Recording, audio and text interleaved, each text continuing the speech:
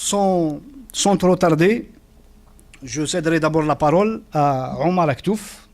L'intitulé de sa conférence, c'est Vieille laïcité, nouveau clergé. Omar Aktouf, il est très connu des personnes. Il est professeur titulaire à HEC Montréal, professeur invité permanent dans plusieurs universités du monde, en Europe, en Afrique et en Amérique latine. Il est conférencier, consultant international. Il est membre fondateur du groupe Humanisme et Gestion. Il est aussi membre permanent du comité scientifique de l'International Standing Conference on Organizational Symbolism. Aktouf a publié plusieurs articles dans des revues aussi prestigieuses que The Academy of Management Review. Aktouf aussi a été l'auteur de plusieurs ouvrages qui sont connus comme des best-sellers. Le management entre tradition et renouvellement, la stratégie de l'autruche, Halte au gâchis, en finir avec l'économie management à l'américaine. Donc il est venu avec son intitulé qui est évocateur sur un aspect dimension historique de la question de la thématique de la laïcité. On l'écoutera. Bien, bonjour tout le monde, Azul Filawan. Merci d'être là. Alors, comme le sujet est vaste, je vais y aller directement. Ce que je vais vous dire est la synthèse d'un texte que j'ai écrit un peu en colère, il y a quelques temps déjà. Et ce texte a eu beaucoup de succès en Europe, un peu partout dans le monde, sauf ici. Aucun journal n'a voulu le publier, ni anglophone, ni francophone, parce qu'évidemment, ça n'allait pas dans le sens voulu, notamment par la loi 21 et le reste. Alors, l'essentiel de ce texte, c'est quoi?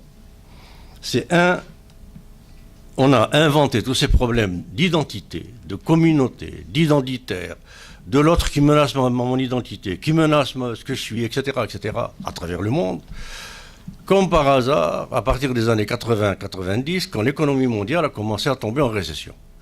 Alors tout ça, c'est des problèmes inventés de toutes pièces pour masquer l'échec économique du monde. Notre monde est en échec économique complet. Alors il faut dévier un peu les regards de ça, et pour ça, rien de mieux que de créer des problèmes qui attirent l'attention. Deuxième élément, c'est un détournement sémantique. Le terme laïque, laïcité, vient du grec laikos, qui veut dire peuple. Et les premiers qui ont parlé de cette chose qu'on appelait laïcité à partir de 1878 et à partir de 1905, c'est devenu la séparation du religieux et de l'État, c'est 1905, avant c'était autre chose, eh bien c'était Montesquieu par exemple, son plaidoyer pour la séparation des pouvoirs, c'était Diderot, c'était pour ses plaidoyers contre la religion, c'était Voltaire, c'était Rousseau, c'était bon pour ne parler que des Français. Et qu'est-ce qu'il voulait? À partir du mot laïkos, il voulait que le peuple prenne le pouvoir. Et c'est de là qu'on a attaché le mot laïkos à peuple et à laïcité, ça donnait le terme laïcité aujourd'hui, laïque, etc. Et donc ce que demandaient ces premiers chantres, ces premiers champions de ce qu'on appelait la laïcité, c'était que la monarchie et le clergé dégagent du pouvoir et laissent le peuple prendre le pouvoir, ce qu'on appelait le tiers-État. Donc, le premier mouvement de ce qu'on appelait la laïcité, ce qu'était la laïcité, qu'est-ce qu'il demandait? Il demandait à l'Église et à l'État d'arrêter d'exploiter le peuple et de laisser le peuple prendre le pouvoir.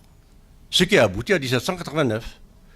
1789, l'Église et la monarchie et la noblesse ont dégagé du pouvoir politique, et c'est le tiers-État, la bourgeoisie, c'est-à-dire le peuple, qui a pris le pouvoir. Alors voilà d'où vient le mot laïcité. Son origine, c'est pas séparer l'Église de l'État, c'est vous deux, Église et État, foutez le camp et arrêtez de vampiriser le peuple. Voilà d'où ça vient. Troisième élément, c'est qu'il n'existe aucun État laïque aujourd'hui. Il n'y en a pas. Quand on vous dit que les États-Unis sont un État laïque, ou le Canada, ou la France, on se moque de vous. Sous Harper, à Ottawa, il y avait 3 religions. La religion néolibérale, C'est-à-dire cette économie, il faut croire au marché, il faut croire que les riches vont faire le bien des pauvres, il faut croire à la concurrence. Et je sais de quoi je parle, je suis économiste et je l'enseigne. C'est purement de l'idéologie et de la religion. Il faut y croire, c'est tout. Deuxième religion, Harper, c'était la religion évangélique. Harper prenait ses décisions à partir de sa conscience évangélique.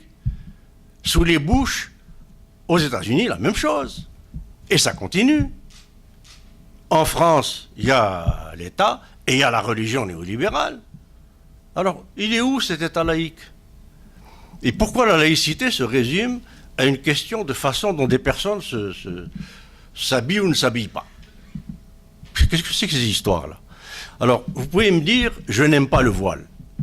Je n'aime pas la kippa. Je n'aime pas pour X raisons la croix, enfin peu importe.